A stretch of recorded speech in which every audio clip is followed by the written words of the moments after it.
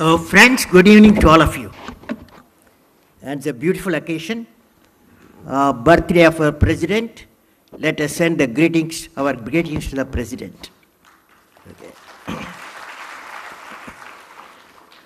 I would like to greet Honorable Srimati Meera Kumarji, Dr. Karan Singh ji, philosopher and a spiritual leader of this country, Dr. Devisingh Patil, Dr. Bhishmanarayan Singh, my friend Dr. Vasant Sathe, and the heroes in the book, Srimati Jodi Rathore and Sri Rajendra Shekhawat, and also the people who wrote this book, the versions of President, Srimati Rasika and Dr. Mahajan, for all of you, greetings, friends.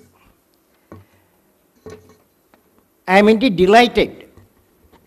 Before I go with my few words about the book, yesterday I was reading this book. When I was reading the book at page 152, I don't know how many of you seen this book, page 152 in the Inspirational Journey of the President, I saw a beautiful verse. She was there. She attended the World Women Congress. And her speech I read. 5 line 10, I thought Jodi will read. Jodi, can you read that? If all the rivers in the world were one river, what a great river it would be. If all the trees in the world were one tree, what a great tree it would be.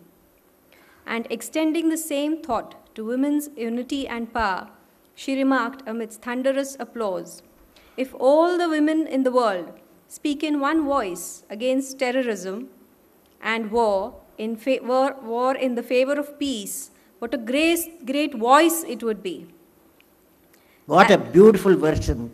It's a beautiful world peace, how to avoid terrorism in a true poetical way our president has presented. It's a beautiful thing. All of you read this again and again. Now, friends, I am indeed delighted to participate in the release of the book An Inspirational Journey, which depicts the life and achievement of the Honorable President, Mrs. Pratibha Devisingh Patil. First of all, I would like to greet a lot of students are also here. I have left them.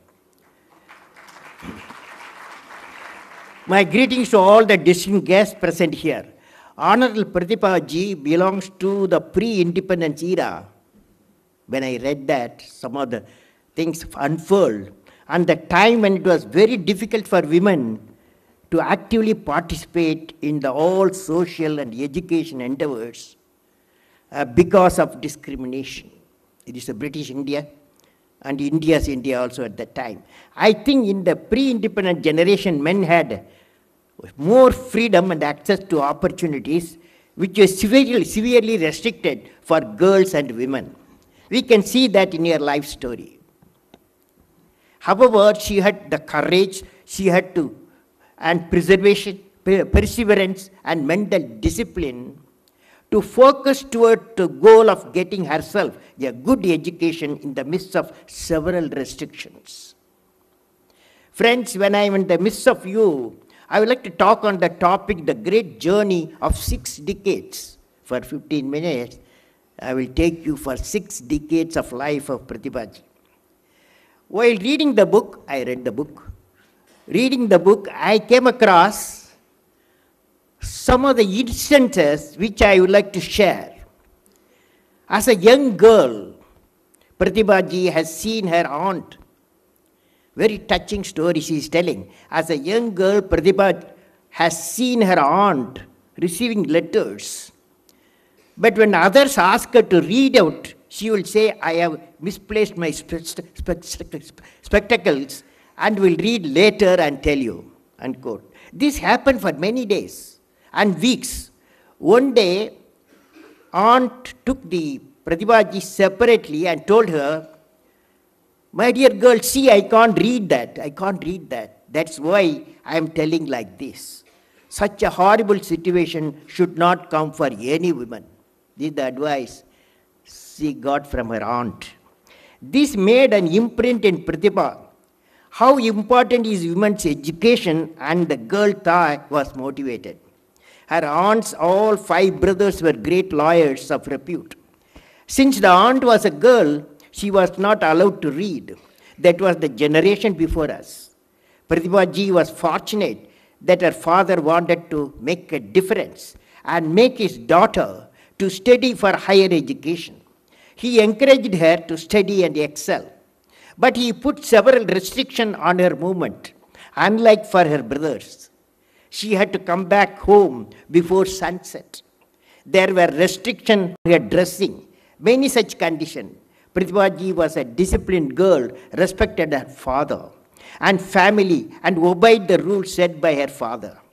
Once even he asked to remove the kajal in her eye when they were going out together. She went inside and washed it and came only with a simple face. Her father was much more worried because her mother passed away when Pratibha was very young.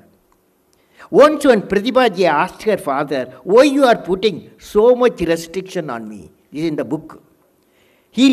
Father replied to her saying, Pratibha, please see, I am making you to go for higher education, which most of other girls do not go for. I am worried our community and society here is very conservative, and I am afraid that somebody should not create a situation when your further continuation for higher studies may become a problem. Therefore, continue like that, since I want you to be a very highly educated woman. Young Pratibha understood the mission of her father and knew that a greater goal of becoming a highly educated woman becomes more important than the small items of the pleasures of young girl. She sacrificed a lot to her self-discipline to become a postgraduate. But her father was very reluctant when one of his friends wanted to introduce her to public life and politics, which was then encouraged by the famous then Chief Minister, Sri O.B. Chavanji. Her father was very worried that how such a protected daughter will handle the rough life of politics and public life. Finally, he agreed to her introduction into public life for her first public speech. He himself helped her a lot, made her to rehearse several times, finally made her to do a speech without even reading the text. That helped a great deal, and her first public speech became a great hit all over Maharashtra. Later she became a MLA also. But getting married for an educated woman and MLA was not an easy job. I hope the current generation of men and women, especially from ordinary simple families, is very different now. Let us see her life. I don't want to narrate the whole issue of selection of a suitable bridegroom for her. Some great persons and family friends tried to spot our friend, Dr. Devisingh Patil, who is here. Again, it was not an easy job, but a lot of innovations were introduced in the traditional way of seeing the boy and girl. Finally, for the marriage to take place, in spite of large number of well-wishers, there were some inhibition from the bridegroom's family. These difficulties have been finally overcome by the steadfastness of Dr. Devisingh, the beloved husband now. I am glad that Pratibha ji has nicely narrated many of the experience in their life as a couple. Their love and respect for each other has prevailed. She has done a tremendous balancing of public and political life with the family life as a wife as well as mother. It is indeed a remarkable life which many young women can learn from. It is the saga of a woman, a young girl rising from a conservative background to the highest level of the country. It speaks volumes for many people who are supportive of her, and also about the Indian society. It is adapted very fast towards many important aspects of modernization. Although her life, she has also helped create many projects and institutions for rising up a young girl and women to face the challenges of a modern world. Friends, while I was going through the chapter, quote unquote, of which almost that's the last chapter, which is collection of various ideas and thoughts expressed by the Pratibha ji, I would like to share one of the interesting quotes I found about her deep thought in area of human empowerment and social justice. Quote, if social justice and social equality has to establish, then there's a need to bring about ideological revolution accompanied by economic program. Economic program is to come in a big way, unquote. In conclusion, friends, at the age of 29, Pratibha Dai becomes the member of the Legislative Assembly of Maharashtra and professionally a lawyer. How Dai achieved the distinction? The election propaganda in 1962 speaks of this in the book first chapter, Election 1972. The election propaganda continues day and night. The day becomes at 4 in the morning, ending at midnight. Food was not the priority. Of course, Dai came with flying colors in the election. The acquisition of a political wisdom and hard work really made her enter into political life. She became the minister with great performance. Dai became the member of parliament, then deputy chairman of Rajya Sabha, then successful governor, and finally the president of Republic of India with a billion people. It is the 5 decades of journey of Pratibha ji in the political leadership arena. What is the message, dear young friends, from Inspirational Journey of Pratibha ji? The message to the youth is, every youth has to be aimed to be a unique and do his best and do his or her best day. And the world is trying to make everybody to make the youth not unique but everybody else.